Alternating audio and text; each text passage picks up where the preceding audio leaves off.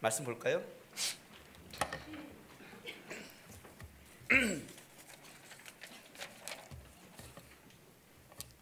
누가복음 11장입니다.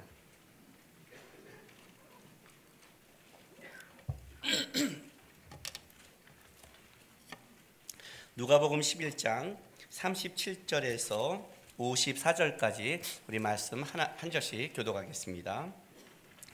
예수께서 말씀하실 때 한 바리새인이 자기와 함께 점심 잡수시기를 청함으로 들어가 앉으셨더니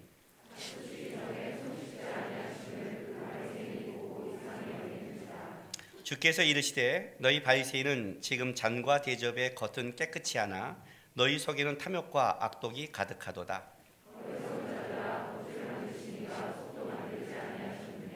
그러나 그 안에 있는 것으로 구제하라. 그리하면 모든 것이 너희에게 깨끗하리라.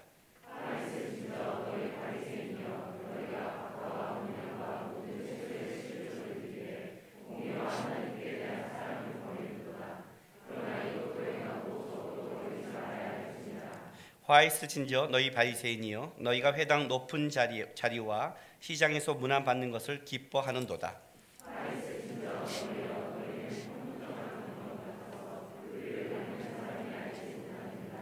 한 율법교사가 예수께 대답하여 이르되 선생님 이렇게 말씀하시니 우리까지 모욕하심이니이다.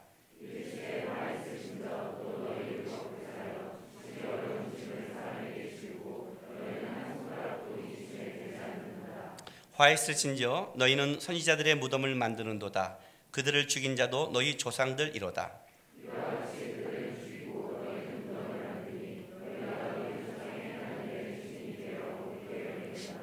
그러므로 하나님의 지혜가 일렀으되 내가 선지자와 사도들을 그들에게 보내리니 그 중에는 더러는 죽이며 또 박해하리라 하였느니라.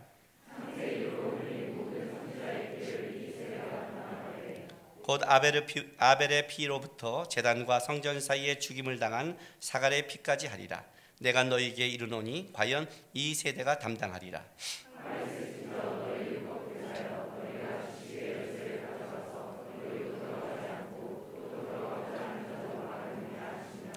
거기서 나오실 때 서기관과 바리새인들이 거세게 달려들어 여러 가지 일을 따져 묻고 아멘.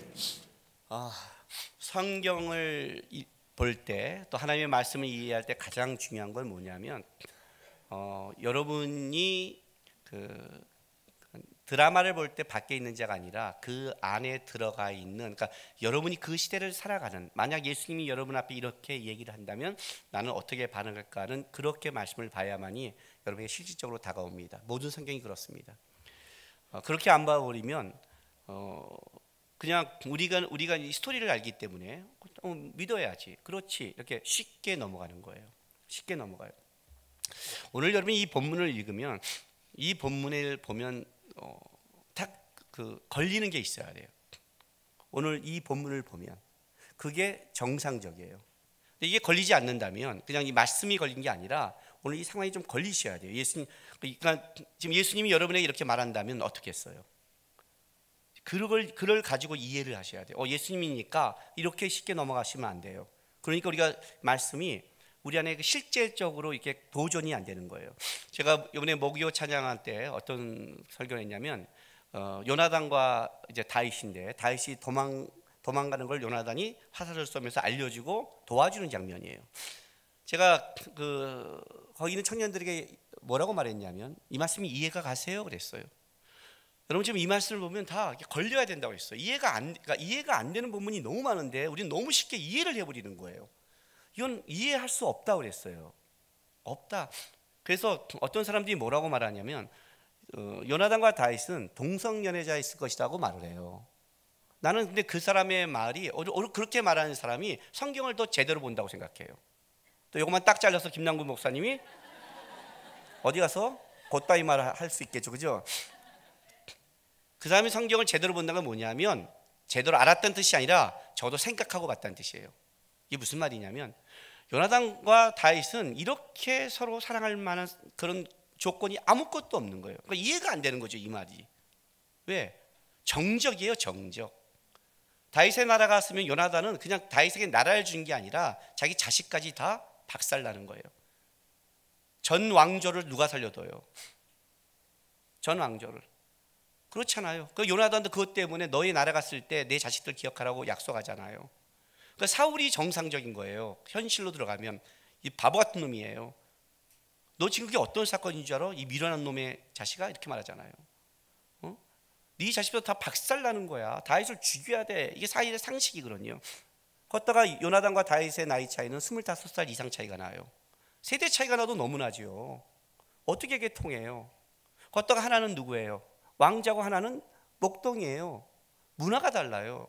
그러니까 둘은 나눌 게 없는 거예요. 친해질 수 있는 게 아무것도 없어요. 조건이 없어요. 없으니까 어떻게 돼요? 이거 말이 안 돼. 근데 어떻게 이렇게 사랑해? 아, 그럼 이게 동성애자인가? 적어도 이 사람은 생각이라도 했죠. 근데 우리는 뭐냐면 아멘은 끝나요.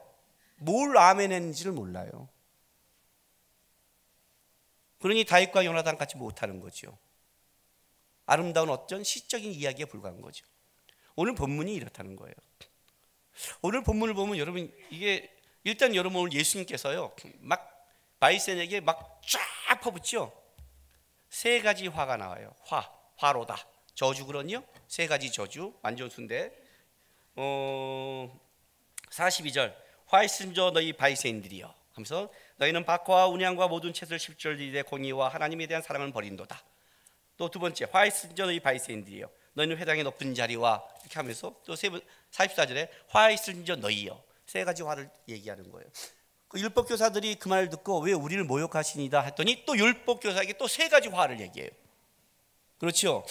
약간 앞뒤로 있는데 그냥이 아니라 이 말씀을 보면요, 여러분 예수님이 지금 이게 여러분 화했을지인데, 만약 우리가 그 시절에, 그러니까 우리가 배우처럼, 드라마의 배우처럼 이걸 한번 연기한다고 생각해 보세요. 39절에 너희 바리새인들은 지금 장과 대접이 겉은 깨끗하니, 이렇게 얘기하겠어요? 그냥 막 나오지 않겠어요? 너희 바리새인들은 하고 막 퍼붓지 않겠어요? 그죠? 이게 배우라면. 근데 이게 말이 쫙 이어지는 거예요. 얼마나 지금 예수님이 지금 순간 생각한 게 아니란 뜻이죠. 벼르고 있었던 거예요. 벼르고 있는 거죠. 그죠? 바리새인과 율법교사를 벼르고 있다가 막 쏘아붙인 거예요. 지금 이 장면이. 그런데 우리는 이제 바리새인이면 나쁘다 이렇게 알고 있으니까 들어도 이렇게 이해하시면 안 돼요. 오늘 이 상황이 만약 여러분에게 벌어진다면 여러분들은 지금 예수님을 다 떠날 거예요. 이 상황이 여러분에게 벌어진다면. 볼까요 한번? 자, 37절 보세요. 예수께서 말씀하실 때 한 바리새인이 자기와 함께 점순 잡수시기를 청함으로 들어가 앉으셨으니, 청함으로 거듭하여 요청했다는 뜻이에요. 한 번이 아니라 계속해서 바리새인들이 예수님과 식사를 한번 하자고 요청했어요. 예수님이 갔어요. 38절, 잡수시기 전에 손 씻지 아니하심을 그 바리새인들이 보고 이상히 여긴지라 깜짝 놀랐다는 거예요. 이상히 여기다, 깜짝 놀랐다. 깜짝 놀랐다. 다른 본문을 보면 이 장면은 어디서 나오냐면 예수님이 어떤 기적과 이적을 일으켰을 때 사람들이 보고 깜짝 놀랐다는 그 단어와 똑같은 단어예요. 그러니까 기적을 보고 놀랐던 것처럼 그만큼 놀란 거예요. 그러니까 표정이 드러나겠죠? 깜짝 놀랐어요. 그랬더니 예수님께서 39절에 너희 바리새인은 지금 장과 대접이 겉은 깨끗하나 너희 속으로는 탐욕과 악독이 가득하다. 어리석은 자들아, 겉을 만든 이가 속도 만들지 아니하냐 막 하더니 저주를 화 있을진저, 저주받을진저 하고 막 욕하기 시작한 거예요. 이해가 안 가죠? 지금 제가 뭘 말하는지. 제가 여러분들이 저한테 목사님 식사 한번 해요 간절히 요청을 했어요. 내가 여러분 집에 가서 식사로 갔어요. 밥을 먹어요. 딱 들어갔는데 기도를 안 하고 들어가자마자 음식 좋네? 그냥 먹어버린 거예요. 신방 가서. 그럼 여러분들이 목사님이 기도도 안 하고 오면 그래 이제 성도들 이렇게 기도합시다 뭐 이래야 되잖아요. 제가 여러분 우리 그 성도들 식당에서 대표 기도하는 거 싫어하는 거 아시죠? 우리 교회는 그거 거의 없는 거 아세요? 예, 우리 교회는 식당에서 대표 기도가 거의 없어요. 저를 초대할 때. 왜? 식당에서는 다른 사람들 밥 편하게 먹게 조용히 먹는 거예요. 우리는 기도지만 저쪽에서는 소음이 될 수 있어요. 저는 별로 안 해요. 그냥 각자 기도시켜요. 근데 이렇게만 각자 기도해도 외국에 나가서 다른 데 집회에 초청받으면 그 사람들 당황해요. 이상히 여겨요. 제가 제일 황당한 게 어떤 건 줄 아세요? 그냥 집에 가서 차가 나오고 간식이 나오길래 난 차를 딱 들고 마셨는데 앞에 있는 집사님이 기도하고 있는 거예요. 그러면 차를 입에 넣고 넘기지도 못해요. 꿀꺽도 못해요. 왜? 저는 기도하는데 이러지 못하고 그냥 뜨거우면 그날 죽는 날이죠. 그냥 이거 어쩌지? 나는 내 습관대로 하는데 저쪽에는 얼마나 또 긴지. 그 눈 뜨면 서로 민망해요. 나는 그렇다고 내가 기도할 수 없고 참 이러고 있고 저쪽은 지도 기도하고 민망하고 이거 간식이라도 치고 만약 날 초청했는데 내가 거기 가서 그냥 음식 있길래 음식 좋아요 먹어 막 먹었어요. 그랬더니 성도 하나가 깜짝 놀랐어. 아니 왜 목사님이 기도 안 해? 식기도? 이상히 여겼어요. 그럴 수 있죠. 내가 딱 쳐다보고 얘기하는 거예요. 너는 기도하고 그렇게 하는 게 그걸 신앙이라고 생각하니? 화 있을진저. 막 퍼붓는 거예요. 화 있을진저. 식기도만 하고 잠잘 기도하고 기도하고 하는 것이 신앙이라고 생각하는 너가 화 있을 것이다. 어디 가면 경건한 척하는 너 대접받. 아니 난 이상히 여겼는데 그냥 대접받기 좋아하는 너는 화 있을진다. 막 퍼붓는다고 생각해봤어요. 여기 세 번째가 뭔지 아세요? 바리새인의 그 40다전 화 있을진저 너희여 너희는 평토장한 무덤 같아서. 평토장이라는 게 뭐냐면 숨겨서 눈에 띄지 않는 보이지 않는 무덤인데 이게 가려진 무덤인 거예요. 그런 거예요. 이게 무슨 말이냐면 죽은 신앙, 너희는 죽은 신앙인데 사람들이 모르고 너희를 인정하는 거야 이거예요. 뭐 내가 기도하니까 이상해? 네가 신앙인 줄 알아? 웃기고 있네. 네 신앙 죽은 거야. 어디 함부로 판단하고 있어? 사람들이 모르고 경건한 척 기도하니까 식기도하니까 신앙인 줄 까불고 있어. 이러면 나는 목사님이 식기도 안 해서 이상히 여겼을 뿐인데 따진 것도 없잖아요. 목사님 왜 식사 안 하세요? 왜 기도 안 하세요? 따지지 않았잖아요. 여러분 안 놀랄 것 같아요? 여러분 내가 이러면 식사 초대했는데 거기 가서 기도도 안 하고 막 먹고 좋아 너무 맛있는데 굿 하고 가버리면 여러분 당황하지 않겠어요? 당황한단 말이에요. 그건 이상히 여기는데 뭐 그렇다고 목사님 기도하는 이렇게 묻지도 않았는데 그 깜짝 놀랐다고 걷다 대놓고 화로다 그러는 거예요. 당황하죠. 그랬더니 45절 보세요. 한 율법교사가 예수께 대답하여 이르되 선생님 이렇게 말씀하시니 우리까지 모욕하심입니다. 이건 모욕으로 들은 거예요. 이건 나 모욕하기 위해서 한 거 아니야? 아니 이상히 여겼는가 갖고 왜 이렇게 저주를 해? 여기 모욕하다, 오만무리하고 모욕적으로 행동하는 거예요. 그렇게 느낄만 하죠. 여기서 지금 이 본문에서 누가 상식적인 것 같아요? 그걸 보는 거예요 지금요. 율법교사의 말이 합당하게 보지 않아요? 합당해 보이는 거죠. 모욕하려고 오신 거예요? 우리에게 오만한 그 행동을 하시려고 지금 하시는 거예요. 지금 식사하다가 이걸 갖고요. 그랬더니 율법교사를 향해서 또 이 손가락 까딱하기도 싫은 놈들이라는 거예요. 말만 하고. 그리고 또 퍼붓기 시작한 거예요. 저주실진저. 그런데 그 정도 하는 게 아니라 꼭 뭐냐면 이 감정적 분노를 어떻게 하지 못해 부들부들 떠는 사람처럼 얘기를 해요. 여러분 내용을 한번 잘 보세요 여러분. 46절 47절은 그냥 현재 율법교사의 잘못을 꼭 욕하는 것 같아요. 그죠? 너희 손가락 깎아 난다. 화이슨저 너희는 선지자의 무덤을 만드노다. 그들을 죽은 자도 너희 조상들이로다. 이와 같이 그들을 죽이고 너희는 무덤을 만드니. 이게 무슨 말이냐면 너희 율법교사들이 그 전에 선지자를 다 죽였다는 거예요. 그런데 너희들은 어떻게 하고 있는 줄 알아요? 우리가 그 시대에 살았다면 선지자를 죽이지 않았다는 거예요. 왜 우리 선지자들 몰라봤지? 하고 선지자의 무덤을 만들어줘요. 무덤을 만들어준다는 건 뭐냐면 우리는 달라 이렇게 말하는 거예요. 그러면서 예수를 인정하지 않는 건 똑같은 거예요. 왜? 겉멋으로 비성말로 만들어지면 달라 보인 줄 알아? 하고 하는 거예요. 여기까지는 그렇다 쳐요. 그런데 보세요. 50절부터 창세 이후로 흘린 모든 선지자의 피를 이세됨에 담당하되 곧 아벨을 비로부터 제단과 성전 사이에 죽음을 당한 사가랴의 피까지.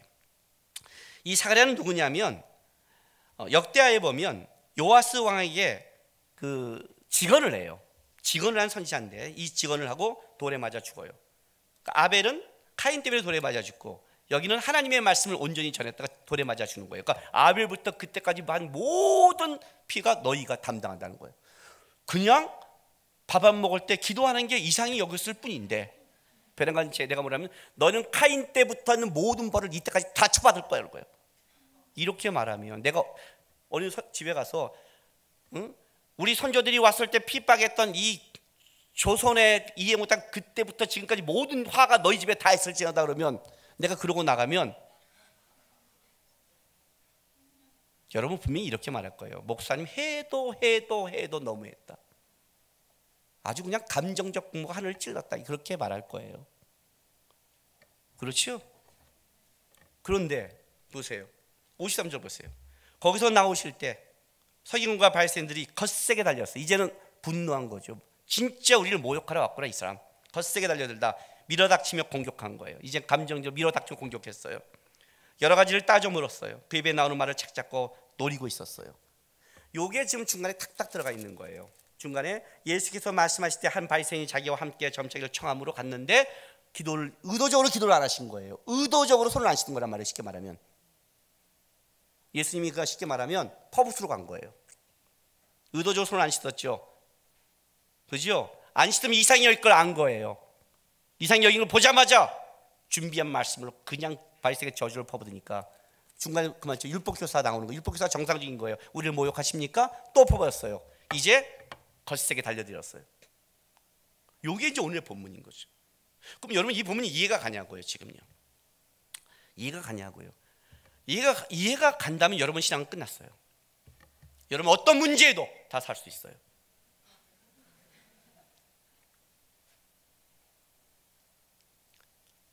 성경을 볼 때 이런 얘기가 굉장히 많아요. 근데 우리 성경을 생각하고 안 보죠. 물론 여러분 이렇게 말할 수 있을 거예요. 예수님이야 감정적으로 하지만 목사님은 감정적으로 할 수 있잖아요. 맞아요. 그래서 저는 이렇게 못 퍼부어요. 이렇게 하면 쫓겨나는 걸 알기 때문에. 나도 감정적인 게 있는 거 아니까. 감사한 거는 예수님은 감정적으로 안 했다는 거죠. 그럼에도 왜 이렇게 감정적인 것처럼 하셨을까요? 왜요? 안 가면 되잖아요. 우리 같은 식으로 할게요. 그렇게 하면 식사 초대 안 가면 되잖아요. 점심을 청했으니까 점심 먹으러 가갖고 좋게 나오면 되잖아요. 딴 때 얘기하면 되잖아요. 좋게 얘기하면 되잖아요. 그 식당에서 초대한 사람이 있는데 베란간 일부러 목사님이 가서 일부러 기도 안 하고 일부러 손 안 씻고 이상이 따지지도 않고 이상히 여겼을 뿐인데 걷다 대놓고 완전히 그냥 화로다 이 저주를 퍼부어대 버리고 율법교사는 거의 다 바리새인들이에요. 바리새인들이 율법교사였어요. 대부분이죠. 우리를 이거 모욕한 거로 온 거잖아요. 점심 밥 먹으러 온 게 아니라 맞죠. 그런데 또 퍼부었어. 그러니까 이들이 그런 거예요. 이건 진짜 우리랑 싸우자는 거야. 거세게 감정적 분노가 됐죠. 왜 이렇게 하셨을까요, 예수님이요? 왜 바리새인과 이렇게 감정적으로 할 때까지 했는데 예수님답지 않잖아요. 예수님답게 말해야죠. 우리가 항상 여기에 걸리잖아요. 예수님은 예수님답게 말하고 랍비는 랍비답게 말해야지 왜 예수님이 예수님답게 말 안 해?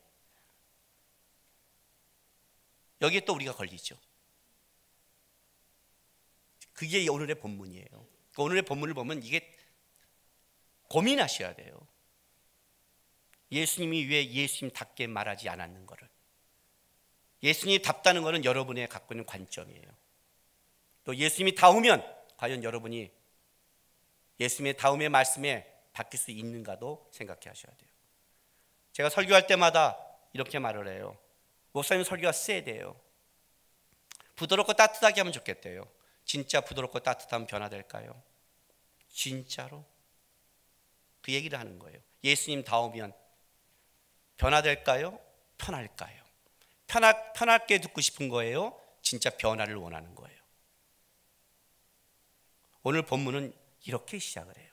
이 앞에 이 예수님이 이렇게 바리새인들 앞에 이 얘기를 할 때, 여러분 마태는 이 바알세불, 우리가 그 전에 봤던 바알세불과 요나의 표적 이후에 마태는 다른 걸 기록해요. 그런데 누가는 이 바리새인에게 저주를 퍼붓는 장면을 의도적으로 가져와요. 자, 보세요.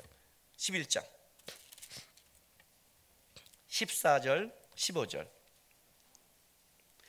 예수께 한 말 못하게 하는 귀신을 쫓아내시니 귀신이 나가매 말 못하는 사람이 말한지라 무리들이 놀랍게 여겼으나 그 중에 더러는 말하기를 그가 귀신의 왕 바알세불을 힘입어 귀신을 쫓아낸다 하고. 그러니까 이 사건 앞에 뭐가 있냐면, 예수님께서 귀신 들려 보지 못하고 말하지 못하는 그 사람을 귀신에 쫓아내고 하죠.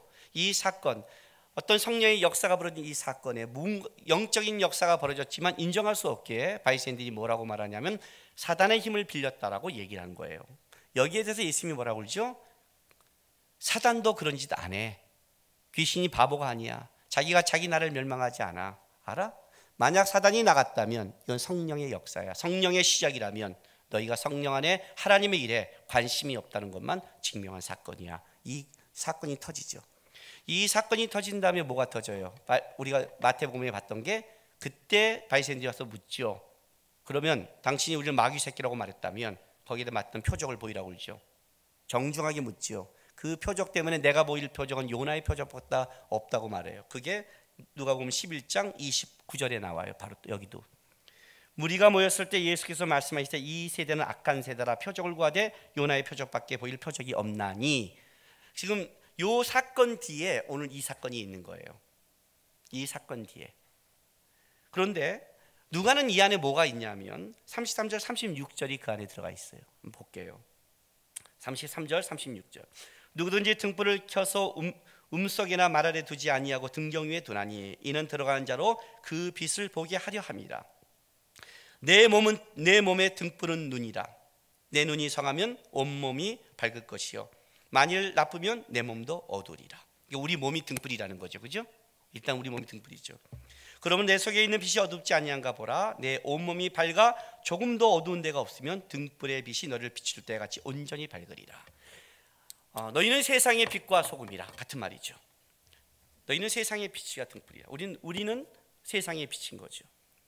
우리를 통해서 우리의 등불이 보면서 세상이 보는 거예요. 우리. 여기에 가장 큰 주제는 뭐냐면 35절 말씀이에요. 자, 35절 말씀 볼게요. 그러므로 내 속에 있는 빛이 어둡지 아니한가 보라. 이해가 됐어요? 내 몸이 만약 등불이라면 이것이 비춰주려면 내 속에 있는 빛이 어둡지 아니한가 보라는 거예요. 신앙이란 무엇을 말하느냐? 신앙이란 목적이 있는 거예요. 신앙생활은 어떤 형식을 지키는 종교 생활이 아닌 거예요. 오늘 내 속에 빛이 어둡지 않은가 보라는 거예요. 그 빛이 꺼져 있으면 모든 형태도 꺼져 있는 거죠. 왜 예배를 드리세요? 왜 기도를 하시고 말씀을 보세요? 오늘 예수님이 이 문제를 갖고 넘어가는 거예요. 당시의 바리새인들은 신앙의 기준이었어요. 신앙의 기준이었죠. 빛이 꺼졌는데 그것이 옳다고 얘기하는 거예요. 지금 예수님이 이 문제가 심각하기 때문에 의도적으로 손을 씻지 않았어요. 그리고 문제가 벌어지니까 보세요. 예수님이 이 39절 40절에 먼저 하고 싶은 말이 이거예요. 너희 바리새인은 지금 잔과 대접의 겉은 깨끗하나 너희 속에는 탐욕과 악독, 시기심, 악독은 시기심과 욕심이거든요. 시기심과 욕심이 가득하도다. 어리석은 자들아, 겉을 만든 이가 속도 만들지 아니하겠느냐. 예? 안과 겉을 만드신 하나님이 겉만 볼 것 같니? 이렇게 말하는 거예요. 겉만 볼 것 같니? 외형적인 형틀만 볼 것 같니? 속도 보지 않겠니? 다른 말로 할까요? 너희가 지키는 정결규례를 왜 하는 거니? 밥을 먹을 때 손을 도대체 왜 씻니? 그냥 손 씻는 게 아니라 이건 정결규례거든요. 왜 너희는 정결규례를 지키니? 여러분의 말로 표현할게요. 너희는 여러분은 왜 예배하고 왜 말씀 보고 왜 기도하니? 기도 자체를 하고 말씀 자체를 보고 예배 자체가 겉 행동이 신앙이 아니지 않니? 그게 너희 속을 깨끗하게 하기 위해서 한 게 아니니? 너희가 그것 통해 하나님을 닮아가려고 하는 게 아니니? 말씀만 보고 기도하고 예배만 했다고 해서 너가 그걸 신앙이라고 말하면 안 되지 않니? 이 얘기를 하는 거예요.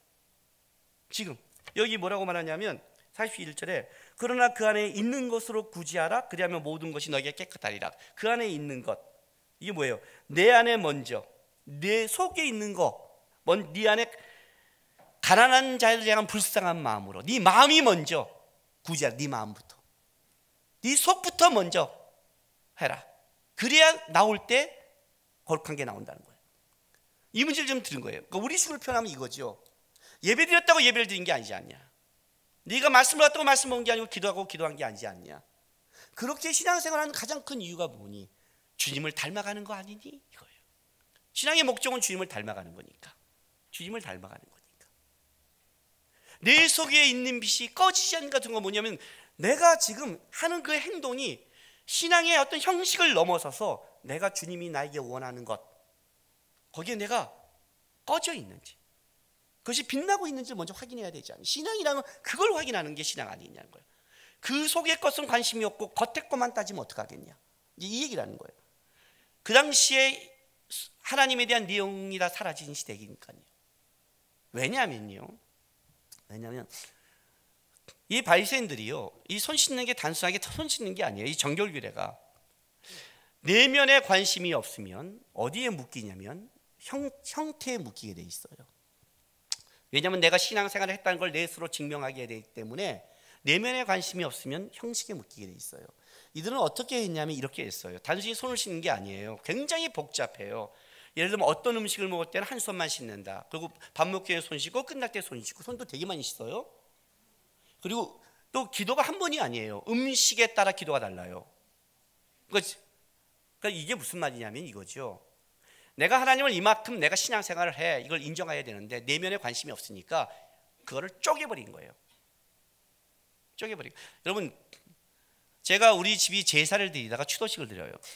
추도 예배. 추도식이 어려워요? 제사가 어려워요? 추도식이 어려워요. 제사가 훨씬 쉬워요. 부모한테 정성을 다한다고요? 뭔 소리 하는 거예요? 제사가 훨씬 부모에게 정성껏 안 할 수 있는 거예요. 제사는 생각 없이 할 수 있어요. 왜요? 그냥 음식 정성껏 준비하고 하고 여기다 놓고 걷다 놓고 돌리고 절하고 다 하면 끝나요. 추도 예배는 내면을 드러내야 되는 거예요. 찬양하고 말씀을 전해야 되는데 그냥 절하는 게 끝나. 기도가 힘들어 죽겠어. 이 추도식을 기도하면 우리 가정과 조상에 대한 걸 생각하면서 기도하잖아요. 내 속의 것이 나오잖아요. 제사는 속의 게 안 나와요. 돌려서 남고 절만 하면 돼요. 속이게 나는 게 훨씬 어려워요. 우리 처갓집에서 하면 내가 목사라고 맨날 나한테 기도시키는데 미쳐버리겠어요. 같은 내용을. 제사가 훨씬 편해요. 그러니 내면에 관심이 없으면 어떻게 돼요? 쪼개는 거예요. 이때 손 씻고 이렇게 먹고 이때 한번 기도하고 이렇게 하고, 야, 여기는 진짜 밥을 먹을 때 한 10번 기도해. 진짜 감사해. 이렇게 우리는 하나님의 주신 거에 대해서 이렇게 하나님을 생각해를 쪼개버렸어요. 율법으로요. 근데 주님이 여기에 분노하신 거예요. 왜 쪼갰니? 그렇게 너가 따진 것이 뭘 만들어냈니예요. 너의 그렇게 손을 씻고 율법을 만든 게 뭐니? 바리새인 집 가서 바리새인 집이니까 할 거 아니에요. 예수님이 거기에 대한 분노하시고 안 해버린 거 처음부터. 오늘 보세요. 42절 보세요. 화이슨저 너희 바리새인들이여, 너희와 박하와 운양과 모든 채소의 11조는 드리되 공의와 하나님에 대한 사랑은 버리도다. 공의와, 이건 사회적인 정의인데 쉽게 말하면 이렇게 말할게요. 조그만 건 사소한 건 철저히 지키면서 이웃과 하나님에 대한 사랑, 믿음, 충성 버렸지 않냐 이거예요. 마태복음 23장 갈까요? 이 마태복음 23장이 훨씬 더 잘 설명해 놨어요. 마태복음 23장 23절 24절 말씀 보세요.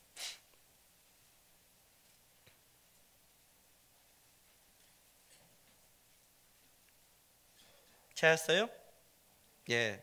마태복음 23장 23절부터예요. 화 있을진저 외식하는 서기관들과 바리새인들이여, 너희가 박하와 회당과 근처에 11조는 드리되 율법에 더 중한 정의, 국률, 믿음은 버렸도다. 이런 것들은 철저히 하나님 앞에 너가 예정된 건 잘 지켜가면서 겉모습과 외인은 지켜가면서 그 안에 하나님이 원하는 정의로움, 국률력 있는 마음, 믿음, 이런 건 네 안에 없다. 그 다음에 뭐라고 그래요? 24절 맹인된 인도자요, 하루 살이는 걸러내고 낙타는 삼키도다. 이게 뭐냐면 하루 살리는 이런 뜻이에요. 미비하고 사소한 일은 일일이 따지며 지키면서 낙타, 진짜 하나님이 중요시 여기는 것은 꿀꺽 삼키고도 아무렇지도 않이 살아간다, 이런 뜻이에요. 이게 이제 바리새인들이었어요. 분노한 거죠. 이런 정결시, 이런 것까지, 이런 얘기까지 다 따져가면서 하면서, 그건 다 따져가면서 주님이 너희에게 준 율법과 그 율법 안에 있는 그 마음은 다 잊어버렸다는 거예요. 그리고 너희가 어떻게 이걸 지킨다고 말할 수 있니? 를 따지기 시작한 거예요. 그 뒤는 더 똑같죠. 왜? 너희는 바리새인들은 넌 대접받는데, 너희를 인정받는 데만 목적을 갖고 있지 않냐? 죽은 신앙인지도 점검다. 신앙은 죽었는데, 평토장한 무덤인데 신앙은 죽었는데, 불이 꺼졌는데 꺼진지도 모르고 얼마나 속을 점검하지 않았으면, 얼마나 내면을 점검하지 않았으면 그랬겠냐고 따지기 시작한 거예요. 율법교사가 우리를 모독합니까? 하니까 그 말의 의미도 모르는 거죠. 진짜 깨어 있었다면 돌아봤을 텐데, 그죠? 내면이 얼마나 죽었으면 예수님은 그 율법교사에게 대놓고 그런 거죠. 너가 언제 율법이라고 지켜봤어? 말씀을 지켜보고 살아보는 건 뭐라는 줄 아세요? 말씀을 지키고 살아본 사람은, 저쪽에서 말씀을 지키고 살아본 사람의 어려움을 알고 있어요. 그렇게 쉽게 저것도 못해? 저 신앙도 못해? 기도 이렇게 말 못해요. 손가락 까딱을 한단 말이에요. 네가 해봤어? 진짜? 규칙과 율례를 정했지, 네가 알아? 창세로부터 그런 거예요. 주님이 분노하기 시작한 거예요. 오늘 내가 본문 제목을 신앙과 외식이라고 정했어요. 신앙과 외식은 한 끗 차이예요. 전문 용어죠. 지금 제가 쓴 게 한 끗이란 것 아세요? 50보 100보예요. 50보 100보예요. 신앙에서 외식으로 넘어가는 금방이에요. 주님과 내면을 놓치면 금방 가는 거예요. 금방 가요. 왜 예배를 드리니? 왜 하나님 앞에 나오니? 왜 기도를 하니? 왜 말씀을 보니? 뭐가 목적이냐는 거예요. 그게 신앙이거든요. 하나님이 우리에게 율법을 주셨어요. 여러분, 규칙은 왜 필요한 줄 아세요? 규칙이 필요한 건 뭐냐면, 어떤 규칙을 정할 때는 규칙을 목적으로 하지 않아요. 그 규칙이 아니라, 규칙을 정할 때는 방향성과 목적이 있는 거예요. 뭔가를 가야 되고 이루어야 되기 때문에 그걸 하기 위해서 규칙을 정하는 거예요.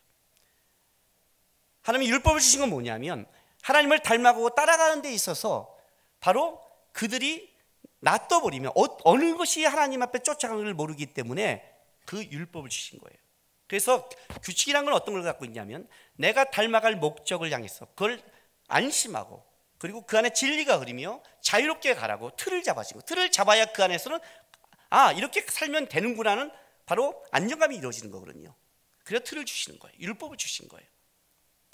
그러나 이 틀은 또 하나의 뭐를 가지고 있냐면, 그것 자체가 진리가 되면 안 된다는 거예요.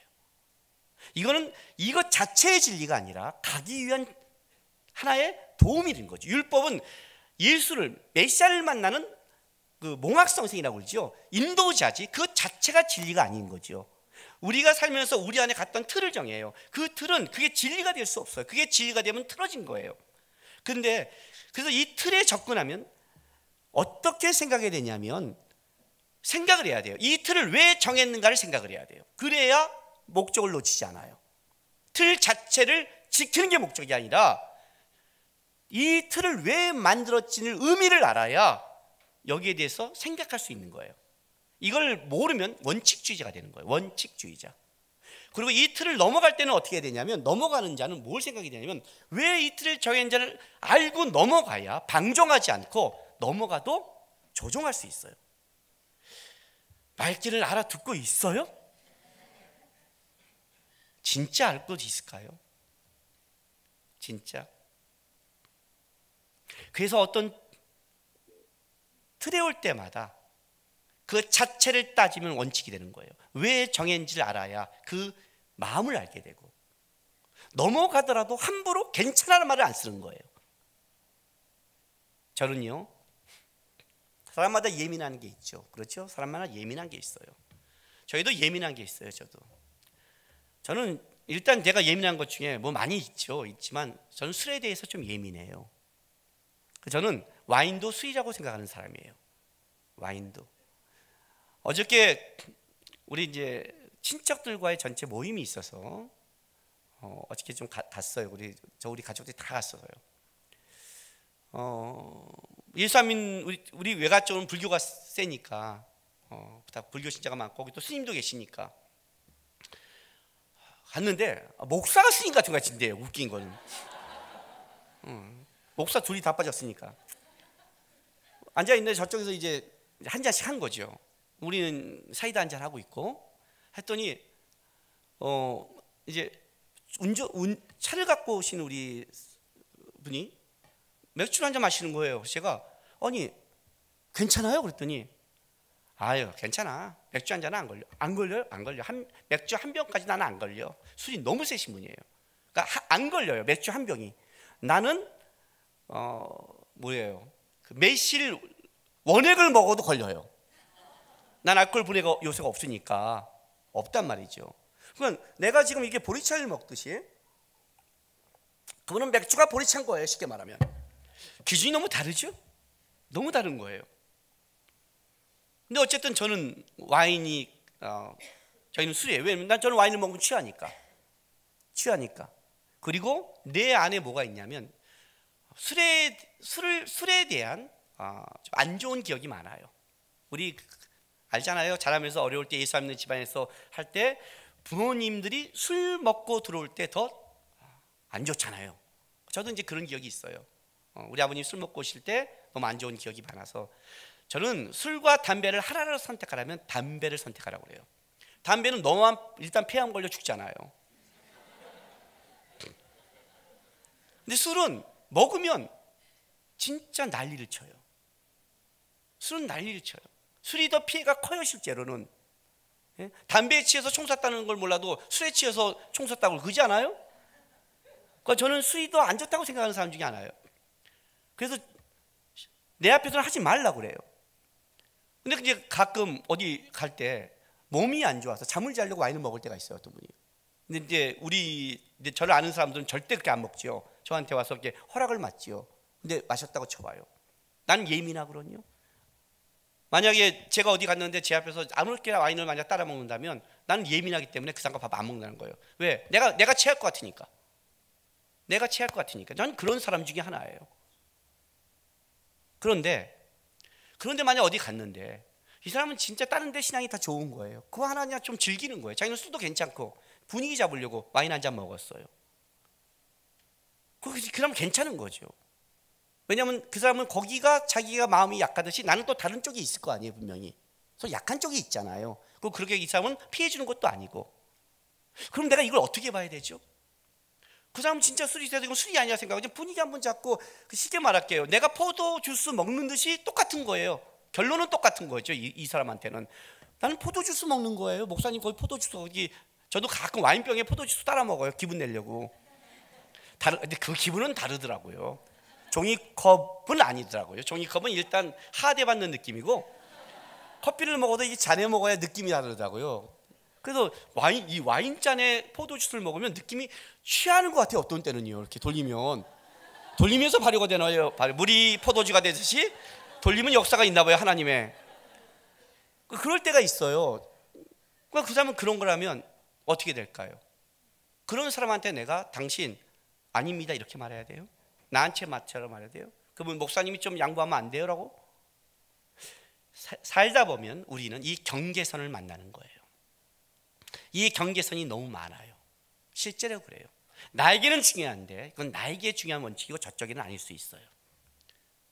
사람마다 서로 다른 거니까.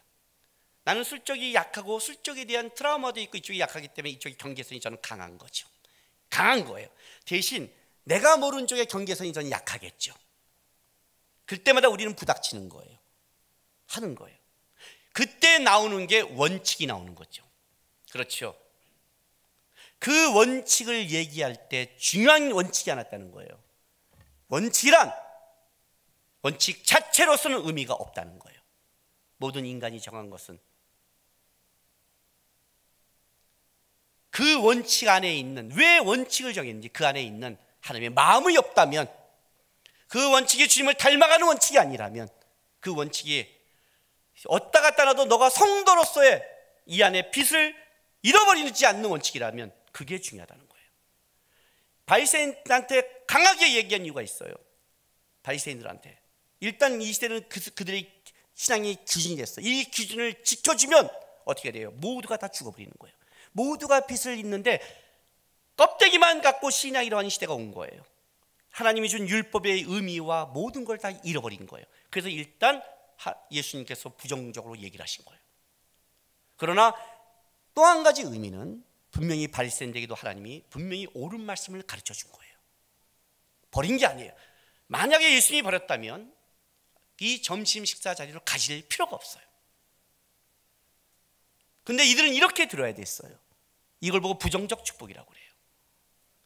창세기 49장에 야곱이 루벤과 시므온과 므낫세를 축복할 때 그 축복은 축복이 아니에요. 우리가 볼 때는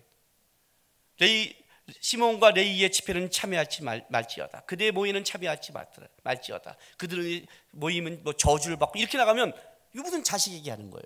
근데 부정적 축복이라는 거죠. 왜? 너가 그거를 고치지 않는다면 하나님의 은혜를 담을 수 없기 때문에 강력하게 얘기하는 거고, 긍정적 축복은 요셉과 유다처럼 그렇게 살면 되는 거야 하는 게 긍정적 축복이라는 거예요. 바리새인들에게는 뭐냐면 네가 이 외형적인 형태는 잘하고 있는 거예요.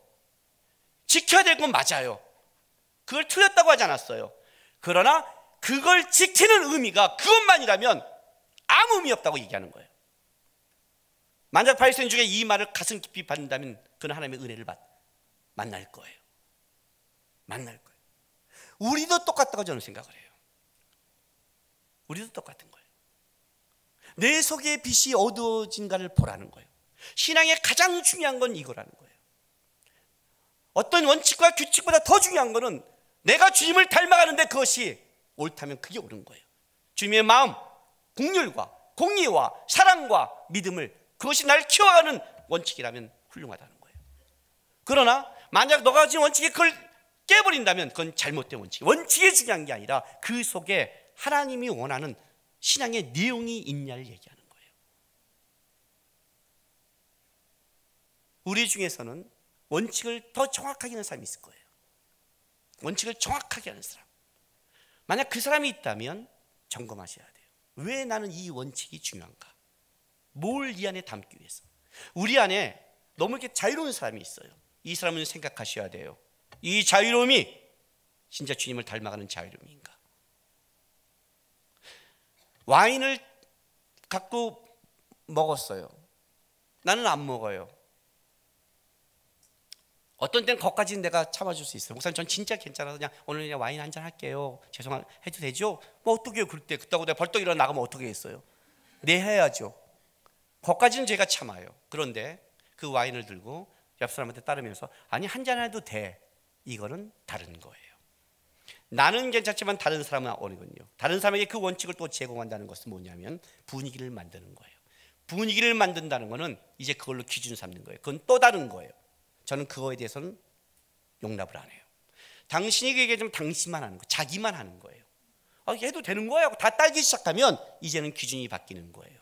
그건 다른 거예요. 내가 어디를 넘어갈 때 그것이 나도 돌아보지만 남도 돌아봐야 되는 거예요.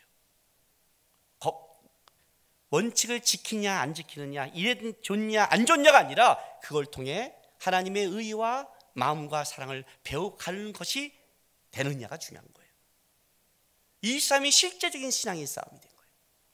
신앙과 외식은 한 끗 차이였어요. 진짜 우리는 순간적으로 외식자가 될 수 있어요. 순간적으로 다시 돌아올 수 있어요. 근데 신앙이란 이거죠. 내가 지키던 넘어가던 그 안에 주님을 닮아가고 담으려면 그건 맞는 거예요. 외식이란 내가 지키던 넘어가던 주님의 마음을 잊고 그 자체의 의미를 줄 때를 외식이라고 해요. 살면서 수많은 경계에 부닥칠 때마다 점검하세요. 어떤 걸 지키고 생각하고 어떤 걸 판단할 때마다 생각하세요. 내가 이걸 하는 것이 실수할 수 있을지 모르겠지만 주님의 마음과 하나님을 닮아가기 위해 하나님의 뜻을 이루기 위해 내 안에 빛이 밝히는 것을 목적으로 하고 있는 것인가, 아니면 내 안의 것은 잊어버리고 이것인가를 분별하셔서 여러분 안에 있는 그 빛이 꺼지지 않고 지킬 때나 넘을 때나 그 모든 게 주님을 알아가고 닮아가서 자라나는 신앙으로 엮여지기를 주님의 이름으로 부탁합니다. 기도하겠습니다. 하나님, 죄에서 하나님의 자녀가 되는 은혜를 입었습니다. 하나님의 자녀로 닮아가는 그 과정이 깁니다. 우리의 옛 습관과 우리의 옛 태도도 있습니다. 바라옵기는 살면서 수많은 걸 부닥칠 때마다 주님이 말씀하신 내가 걸어가고 내가 지켜간 그 모든 곳에 공의와 긍휼과 믿음이 자라날 수 있기를, 내 안에 빛이 꺼지지 않고 더 선명한 그리스도인의 자녀의 모습으로 자라날 수 있기를 도와달라고 이 시간 다 같이 다짐하며 기도하겠습니다. 거룩하신 하나님, 감사합니다.